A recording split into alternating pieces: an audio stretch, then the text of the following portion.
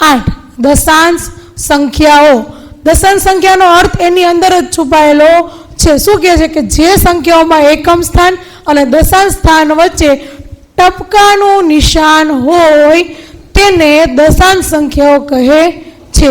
મેં ઉદાહરણ લખ્યું જોઈએ 2.5 પછી 2.05 2.005 આ મેં 3 ઉદાહરણ લખ્યા છે. લખ્યા 3 ઉદાહરણ. આ 3 ઉદાહરણ તમે જુઓ તો આને એકમનું સ્થાન કહેવાય. આપણી જે પૂરી સંખ્યા લખીએ ને આપણે 25 તો આ એકમનું સ્થાન, આ દશકનું સ્થાન છે આપણા માટે. બરાબર. તો આની વચ્ચે જો ટપકાનું નિશાન આવી જાય ને તો એ દશાંશ સંખ્યા બની જાય. કેવી સંખ્યા બની જાય? દશાંશ સંખ્યા બની જાય. જો તમે 2.5 લખ્યું. હવે એને ઓળખવી કેવી? એ દશાંશ સંખ્યાને પણ પ્રકાર આવશે.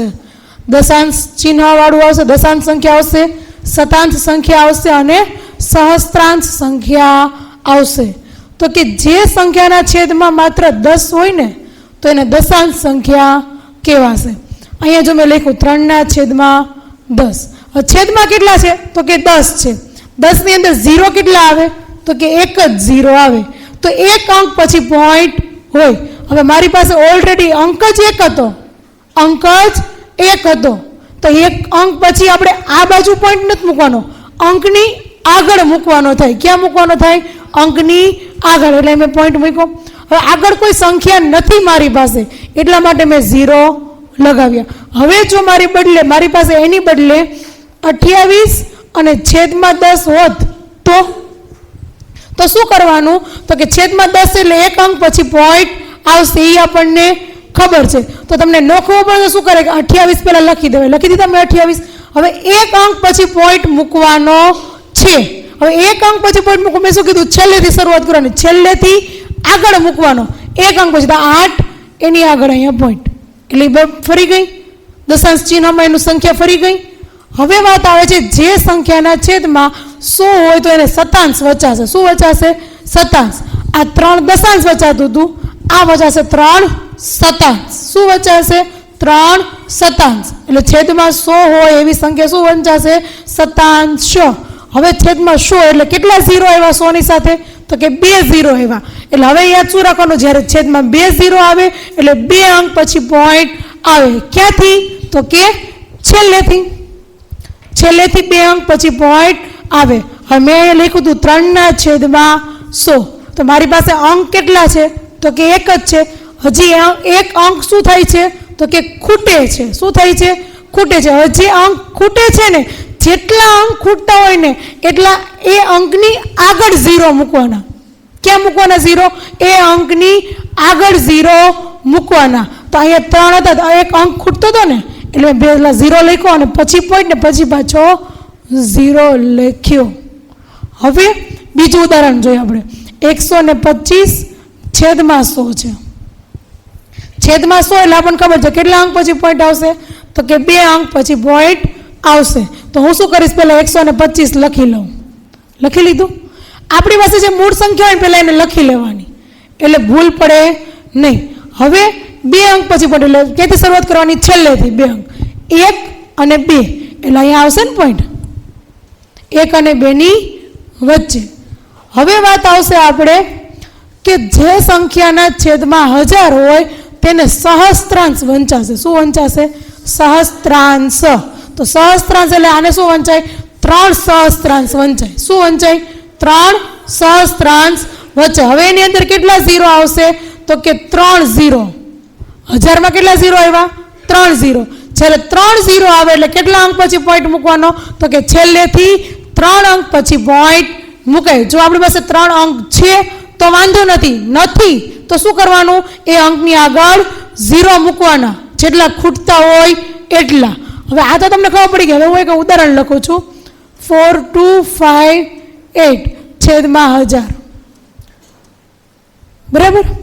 હવે આમાં પોઈન્ટ મૂકો તો પહેલું કામ શું કરવાનું? તો કે 4258 મેં લખી દીધું. કેટલા અંક પછી 0? તો એ 3 0 છે ને એટલે 3 અંક પછી 0.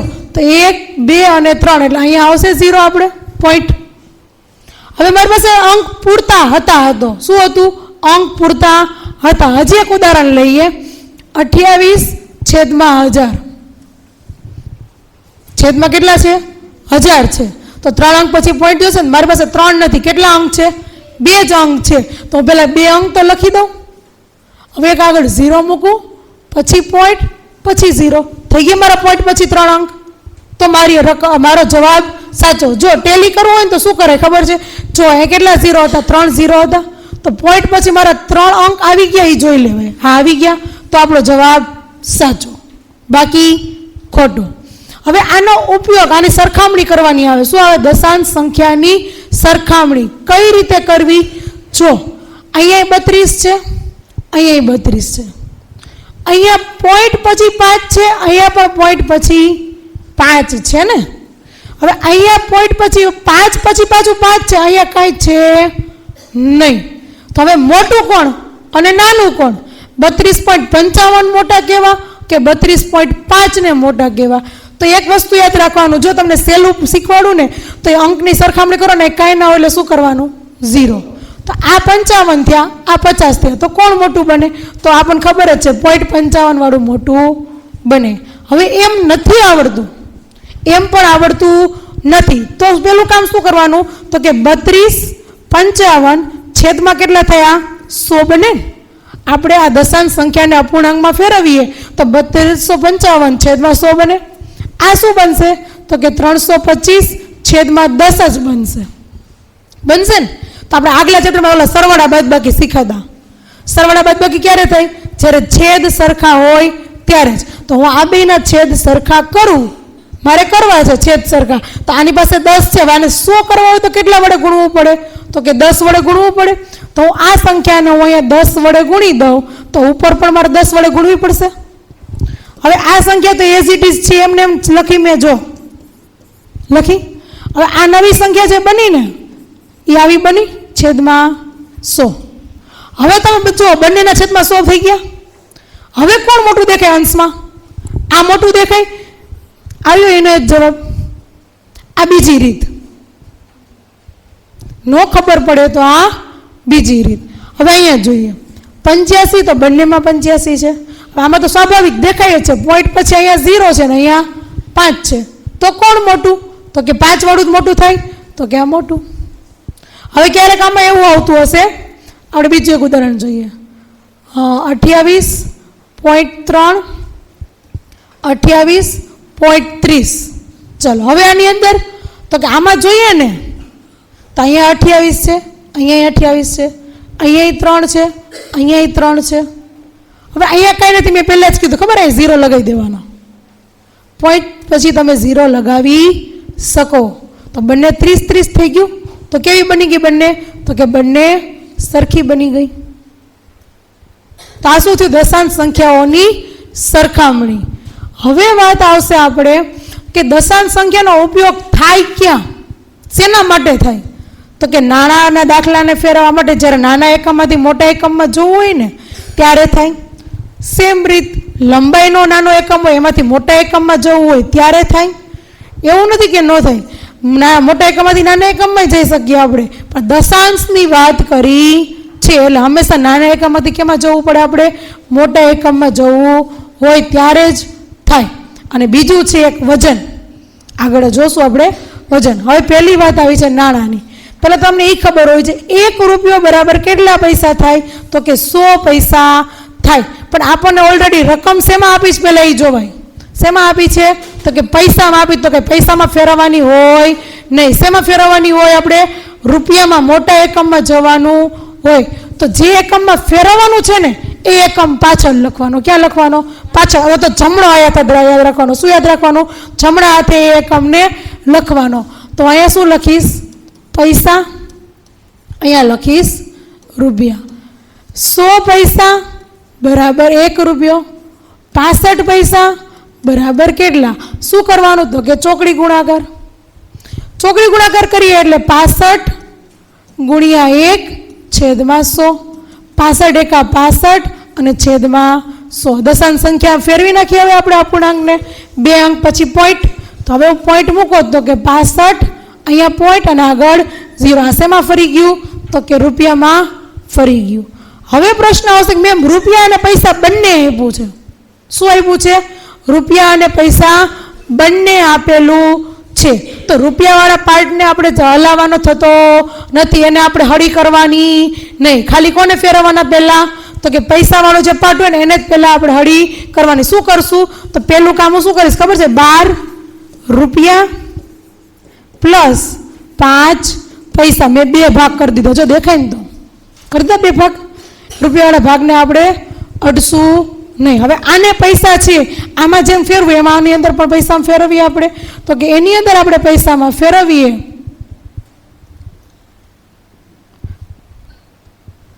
તો કે પૈસા અને રૂપિયા. 100 પૈસા બરાબર 1 રૂપિયો, તો 5 પૈસા બરાબર કેટલા રૂપિયા? 5 ગુણ્યા 1 છેદમાં 100, 5 ના છેદમાં 100 એટલે 0.05 રૂપિયા પહેલાં ફરી ગયો. પહેલાં રૂપિયામાં ફરી ગયું. હવે અહીંયા જે 5 પૈસા હતા આપણે રૂપિયામાં ફેરવી નાખ્યા ને, તો હવે 5 પૈસાને ભૂલી જવાના. હવે કોનો ઉપયોગ કરવાનો? 0.05 રૂપિયાનો ઉપયોગ કરવાનો. તો હવે હું શું કરીશ? 12 રૂપિયા પ્લસ 0.05 રૂપિયા. હવે આ બંનેનો સરવાળો કરીએ. આ પૂર્ણ સંખ્યા છે, આ કેવી છે? અપૂર્ણ સંખ્યા કહેવાય. તો એ બંનેનો સરવાળો કેમ થાય ને આગળ શીખવીશ, પણ અત્યારે જોઈએ તો કેવી રીતે થશે? તો કે 12.05 રૂપિયા. સરવાળો કેમ થાય આનો? તમારે જો હોય તો હું તમને સાઈડમાં કરી દઉં, પછી આપણે ભૂસી નાખીએ. 12 છે પૂર્ણ સંખ્યા છે એટલે 12.00 કહેવાય. પૂરા પૈસા છે આપણી પાસે રૂપિયા એટલે. હવે છે આ 0.05. આ બંનેનો શું કરવો છે? સરવાળો. 5, 0, 2 અને 1. આ રીતનો એનો સરવાળો થાય. બરાબર. હવે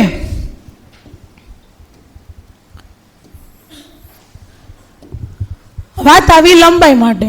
સેમ વસ્તુ. શેના માટે? લંબાઈ માટે. તો લંબાઈમાં પણ આપણને ખબર હોય છે, જો 1 મીટર બરાબર સેમી કેટલા? તો કે 100. 1 કિલોમીટર બરાબર મીટર કેટલા? તો કે 1000. આ બે વસ્તુ ખ્યાલ હોવી જોઈએ. શેમાં ફેરવવાનું કીધું છે આપણને? સેમી આપ્યા તો શેમાં ફેરવવાનું હોય? મીટરમાં.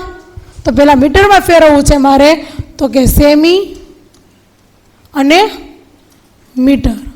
100 સેમી બરાબર 1 મીટર, તો 164 સેમી બરાબર કેટલા? ચોકડી ગુણાકાર કરશું ફરીથી. 164 ગુણ્યા 1 છેદમાં 100. 164 છેદમાં 100. હું છેદમાં 100 છે એટલે 2 0 છે, 2 અંક પછી પોઈન્ટ, એટલે હું અહીંયા પોઈન્ટ મૂકી દઉં. આ શેમાં ફરી ગયું? તો કે મીટરમાં ફરી ગયું. બરાબર. હવે સેમ આના જેવું હોય, 2 એકમ સાથે આવ્યા. એવા 2 એકમ સાથે તો મીટરને ફેરવવાની જરૂર નથી. ફેરવવાની જરૂર શેની હોય? સેમીને જ હોય ને આપણે, કે મીટર તો ઓલરેડી મીટરમાં છે જ. બરાબર. તો કે 5 મીટર પ્લસ 25 સેમી. હવે ઘણી વાર એવું થાય, ઘણાને ફાવતું હોય, ઘણાને શું હોય? ફાવતું હોય, ખબર હોય કે આના પછીનો આ સ્ટેપ ડાયરેક્ટ આવું આવે, ઘણાને ખબર હોય. તો જોઈએ આવું કરે ઘણા. 5 મીટર પ્લસ 25 ના છેદમાં 100 મીટર. કેમ કે ચોકડી ગુણાકાર કરો એટલે તમારું છેલ્લું પદ આવે જો છે, તો એ સીધું લખે ત્યાં. હવે શું કરશે? 5 મીટર પ્લસ છેદમાં 100 છે એટલે 0.25 મીટર. થઈ ગયું? ડાયરેક્ટ કરી શકે આવું, જેને આવડતું હોય એ. આ દાખલા તમારે પહેલી વાર નથી આવતા, ચોથામાં આવી ગયેલા છે. આ લંબાઈના દાખલા તમારે ચોથામાં પણ આવી ગયેલા છે. તો 5 મીટર એટલે 5.25 મીટર. રેડી? હવે વાત આવશે આપણે વજન માટેના દશાંશનો ઉપયોગ. એટલે હવે કિલોગ્રામ ને ગ્રામની વાત હોય. શેની વાત હોય? કિલોગ્રામ અને ગ્રામ. તો હવે આની અંદર જોઈએ, ગ્રામમાં આપ્યું છે, શેમાં ફેરવવાનું હોય? ઓબ્વિયસલી ખબર જ છે આપણને, કિગ્રામાં, મોટા એકમમાં જ જવાનું હોય. તો અહીંયા શું આવશે? ગ્રામ, અને અહીંયા આવશે કિગ્રા. 1000 ગ્રામ બરાબર 1 કિગ્રા.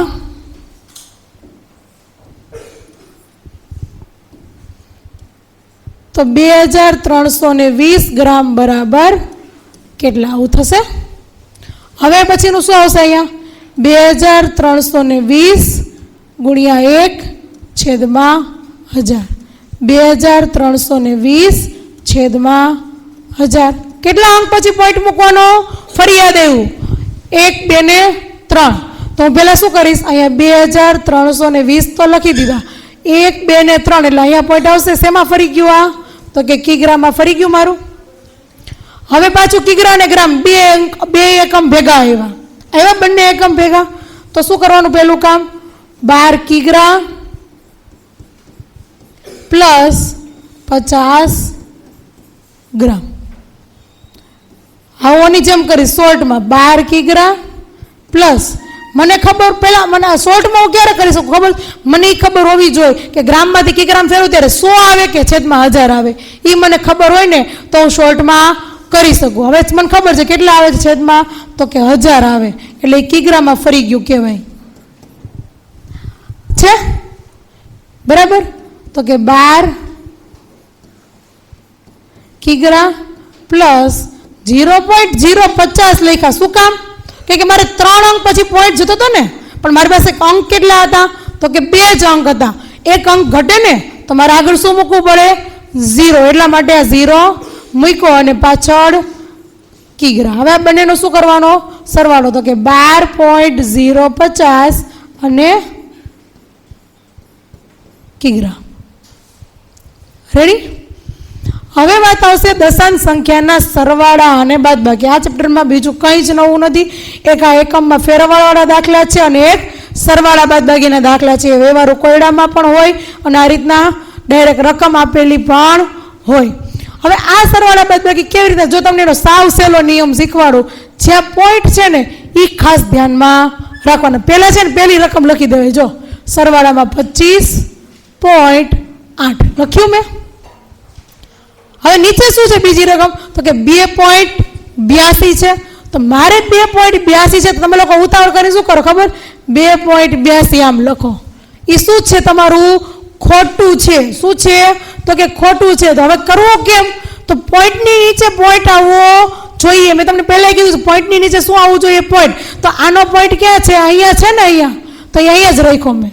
હવે 82 છે, પોઈન્ટ પછી 82, તો મેં 82 લખ્યા. હવે પોઈન્ટની પહેલાં અહીંયા શું છે? તો કે 2. હવે તમે કહેશો મેમ અહીંયા નથી તો ત્યાં શું કરવાનું? તો કે ત્યાં 0 મૂકી દેવાનું. એટલે તમારા જવાબમાં ભૂલ પડે નહીં. જવાબની અંદર ભૂલ પડશે નહીં. હવે કરી દો સરવાળો. 0 + 2 એટલે 2, 8 + 8 એટલે 16 થાય. વધી એક અહીંયા આવશે, 5 ને 1 6, 6 ને 2 8 અને 2. હવે તમે પોઈન્ટની નીચે જો પોઈન્ટ મૂકો તો તમારી પોઈન્ટ મૂકવામાં ભૂલ પડે નહીં. પણ તમે જો પોઈન્ટની નીચે પોઈન્ટ ના મૂકો તો તમારો જવાબ કેવો આવે? ખોટો. હવે 3 રકમ આવી, ભલે 3 આવે, 4 આવે કે 5 આવે, એનાથી કોઈ ફેર પડે? તમે જો અંકની નીચે અંક મૂકતા થશો ને તો જ તમારા જવાબ સાચા આવશે. પહેલાં તો પોઈન્ટ નક્કી કરો અને અંકની નીચે અંક મૂકો. ત્રાસા બાંગા લખો છો, મેં નોટમાં જોયા છે. તમે કેવા લખો છો? ત્રાસા બાંગા લખો છો ને. હવે અહીંયા 13.8 પ્લસ 8.130. અહીંયા ક્યાંય નથી તો મેં શું કરી દીધું? જો 0 કરતી જ જાઉં છું ભેગું, એટલે મારી ભૂલ પડે નહીં. પ્લસ 2.05. જ્યાં નથી ને મેં શું કરી દીધું? 0 મૂકી દીધા મેં. હવે 0 0 0 એટલે શું થશે? 0. 3 + 5 એટલે 8. 8 ને 1 9. પોઈન્ટ મૂકી દીધો. 8 ને 3 11. 11 ને 2 કેટલા થશે? તો કે 13. વધી 1. 1 ને 1 તો કે 2. આ જ વસ્તુ વ્યવહારુ કોયડામાં આવે. બરાબર? ત્યાર પછી બાદબાકી આવે. શું આવે છે? સેમ નિયમ, ખાલી બાદબાકી કરવામાં ભૂલ થવી જોઈએ નહીં. શું છે પહેલી રકમ? 2.05 માઇનસ 1.9. હવે અહીંયા નથી ને મેં શું મૂકી દીધું? 0 મૂકી દીધું. તમે લોકો બધા જ બાદબાકી અહીંથી કરો છો ને? મેં તમને અહીંથી આગળથી બાદબાકી કરતા શીખવી છે. બીજાને મદદ કરવાની ભાવના રાખવાની. જો અહીં શીખવું છું. 2 માંથી 1 જાય તો 1 વધશે આપણને ખબર છે, પણ લખી દેવાનો નહીં, ઉતાવળ કરીને લખવાનું નહીં. પહેલા બાજુમાં જોવાનું એની જરૂર છે, મદદની જરૂર છે, તો કે હા છે. એટલે અહીંયા શું થઈ જાય, ઈ એક એની પાસે જે વધ્યો હતો ને એ એક તો ઓલાને આપી દેવાનો હોય, તો એની પાસે શું થઈ જશે, તો કે 0 પોઈન્ટ મૂકી દીધો. અહીંયા શું થઈ ગયા, એક આને આપી દીધો ને એટલે ને શું બની ગયા 10. 10 માંથી 9 જાય તો વધશે કેટલા, 1. પણ બાજુવાળાને જુઓ ને એની જરૂર છે, તો કે નહીં એને જરૂર નથી, એટલે અહીંયા 1 લખી દેવાનો. અને અહીંયા તો કે 5.